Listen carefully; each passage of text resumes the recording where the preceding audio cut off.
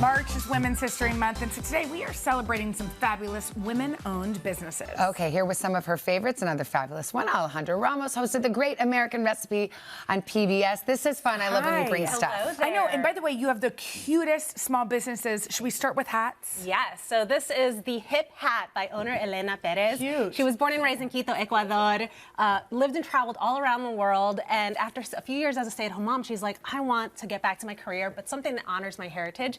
Handcrafted hats from Ecuador. Absolutely gorgeous. It is Mary Tyler or something. It is very Mary Tyler. This is cute on you too. I kind of like this for the beach. Everything's made with sustainable ingredients and my food girls here.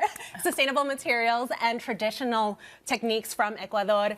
She works directly with the artisans and donates a portion of the proceeds to support autism. How amazing. I love that. And she has all different styles, too. Yeah, gorgeous styles. Really cute ones. Really beautiful range of prices. Okay, let's talk about these accessories. Yeah, so this is Tainable. The owner, Eileen Cabrera, loved fashion her whole life, but knew that design wasn't her strength. It was marketing and sales. So she pivoted, took those talents to open up an online boutique that empowers other women owners. So all of the items in her boutique are made by women artisans, crafters, and they're absolutely gorgeous. There's a range of home goods, self-care items, art. I love these ponytail holders that you could, they're like bracelets. Oh, I love yeah, because they're cute on your wrist, and then you can have it when you need it. Super cute. Absolutely. All right, jewels. Tell us about the jewels. FYB jewelry. So this is Follow Your Bliss. The owner, Alyssa Kuchta, started this when she was in college. Oh, wow. She used to sell these items in like trunk shows to her sorority sisters. From there, the business grew. Now her husband has joined the business full time. She has a woman-led team,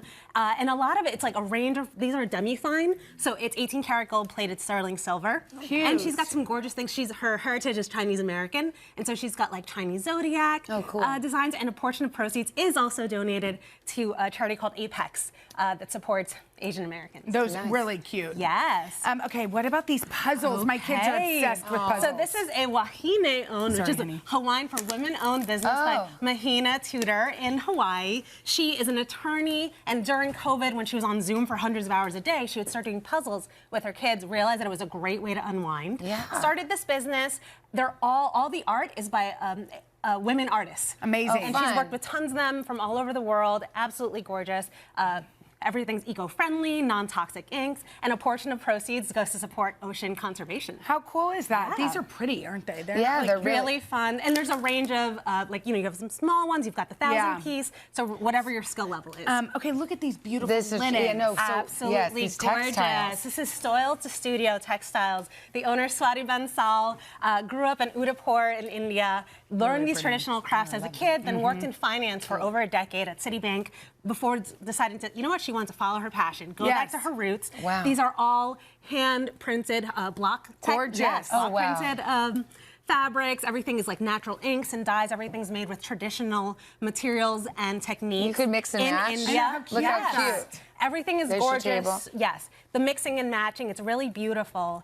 And it's just all these, she really wanted to kind of elevate the artisans and craft people from her native India. So she got blankets and throws. Yes. Okay. Really beautiful. All right, should we move on to coffee? Yes, all right. Another amazing women entrepreneur, Natalie Webb. She spent 10 years as a human rights lawyer and noticed the... Look at all these lawyers not wanting to be lawyers. Just saying. These lawyers that pivot. From a takes one to know one. From a former lawyer. So she noticed the sort of inequality and gender inequality in the coffee industry. So she wanted to do something to help that. So she went back to her native LA, started this company that only works with women-owned growers. So these are women farmers that produce this coffee.